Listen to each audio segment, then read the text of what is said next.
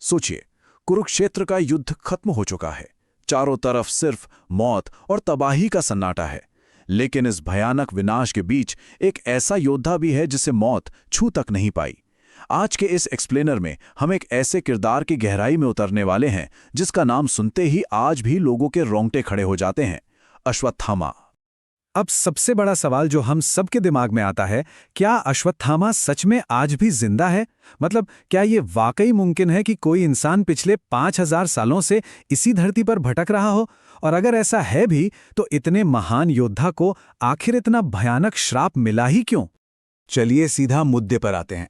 आज के समय में भी ना आपको कई ऐसे लोग मिल जाएंगे जो दावा करते हैं कि उन्होंने अश्वत्थामा को देखा है, खास तौर पर मध्य प्रदेश के बुरहानपुर और असीरगढ़ किले के आसपास के जंगलों में। वहां के लोकल लोग बताते हैं कि रात के घने अंधेरे में एक अनजान इंसान एकांत में शिव जी की पूजा करने आता है और उसके माथे पर एक बहुत गहरा रिश्ता हुआ घाव होता है। अब देखिए, विज्ञान भले ही इन बातों को साबित ना करे, लेकिन ये मिस्ट्री सच में सोचने पर मजबूर कर देती है। लेकिन इस पूरे रहस्य को समझने के लिए हमें फ्लैशबैक में जाना होगा, अश्वत्थामा के बचपन में। हम सब जानते हैं कि वो महान गुरु द्रोणाचार्य का बेटा था, वही द्रोणाचार्य जो कौरवों और पांडवों के गुरु थे। लेकिन क्या आपको पता है कि इतने बड़े गुरु के अपने बेटे का बचपन कितनी भयंकर गरीबी और अभाव में बीता था? मैं आपको एक किस्सा बताता हूं। बचपन में अश्वत्थामा दूध पीने के लिए बहुत तरसता था। एक बार घर में दूध नहीं था और वो बाकी बच्चों को देखकर जोर जोर से रोने लगा। तब उसकी माँ ने क्या किया, उन्होंने थोड़े से आटे को पानी में घोला और उसे दूध कहकर पिला दिया। वो मासूम बच्चा उसे ही दूध समझकर खुश हो गया। ये बात द्रोणाचार्य के दिल में तीर की तरह चुभ गई और वहीं उन्होंने कसम खा ली कि वो अपने बेटे को दुनिया का सबसे ताकतवर इंसान बनाएंगे। और ऐसा हुआ भी। समय के साथ अश्वत्थामा एक जबरदस्त अनबीटेबल योद्धा बना। और इसका एक बहुत बड़ा सीक्रेट था उसके माथे पर जन्म से जड़ी हुई एक दिव्य मणि। ये कोई नॉर्मल गहना नहीं था दोस्तों। इस मणि की वजह से उसे कभी ना भूख लगती थी, ना प्यास, और ना ही कोई बीमारी उसे छू सकती थी। इसी गजब की शक्ति के दम पर उसने महाभारत के महायुद्ध में कौरवों का साथ दिया। अब आते हैं कुरुक्षेत्र के उस टर्निंग पॉइंट पर जिसने पूरी कहानी पलट दी। एक ऐसा धोखा जिसने युद्ध का पूरा रुख बदल दिया। उस वक्त माहौल एकदम तनावपूर्ण था। पांडवों को अच्छे से पता था कि जब तक द्रोणाचार्य के हाथ में हथियार हैं, उन्हें हराना नामुमकिन है। तो उन्हें रोकने के लिए एक बहुत ही खतरनाक और क्रूर मास्टर प्लान बनाया गया। और वो पूरा प्लान टिका था सिर्फ इन शब्दों पर: अश्वत्थामा मारा गया। हुआ ये कि भीम ने एक हाथी को मार गिराया जिसका नाम इत्तेफाक से अश्वत्थामा था। और फिर युद्ध के बीचों बीच हमेशा सच बोलने वाले युधिष्ठिर ने जोर से चिल्लाकर ऐलान किया कि अश्वत्थामा मारा गया है। लेकिन असली कैच यहीं पर था। युधिष्ठिर ने आगे कहा, हाथी, लेकिन ये शब्द उन्होंने इतनी धीमी आवाज में कहे ना कि युद्ध के उस शोर शराबे में द्रोणाचार्य को वो सुनाई ही नहीं दिए।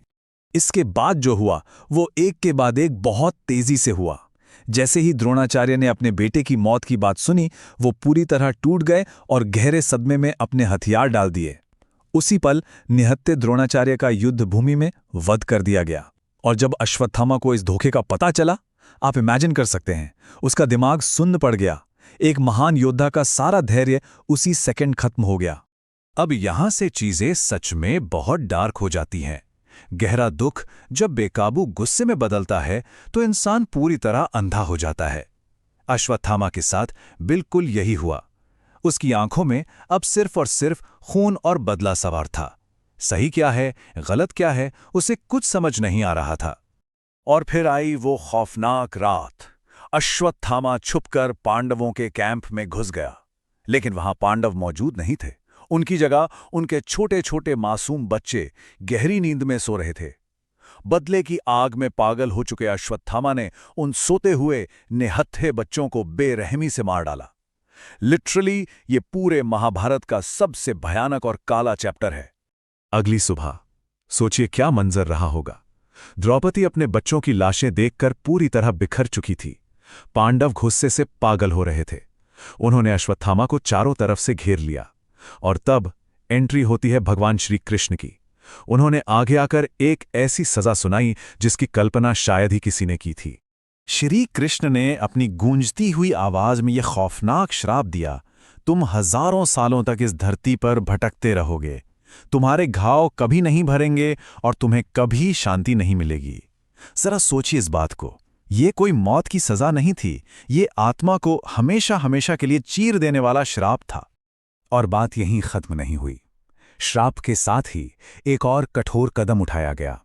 अश्वत्थामा के माथे से उसकी वो रक्षा करने वाली मणि बेहद बेरहमी से नोच ली गई। मणि निकालते ही वहां एक ऐसा गहरा घाव बन गया जिससे लगातार खून बहता है और जो कभी हील नहीं होता। बस यहीं से शुरुआत हुई एक अमर योद्धा की दर्दनाक और कभी ना खत्म होने वाली भटकन की। तो अब सवाल यह है कि हम इस पूरे एक्सप्लेनर से क्या टेक अवे ले सकते हैं। असल में ये कहानी हमें गुस्से की कीमत समझाती है। महाभारत सिर्फ एक प्राचीन युद्ध की कहानी नहीं है दोस्तों, ये इंसानी भावनाओं और उनके अंजाम का एक बहुत ही डीप एनालिसिस है।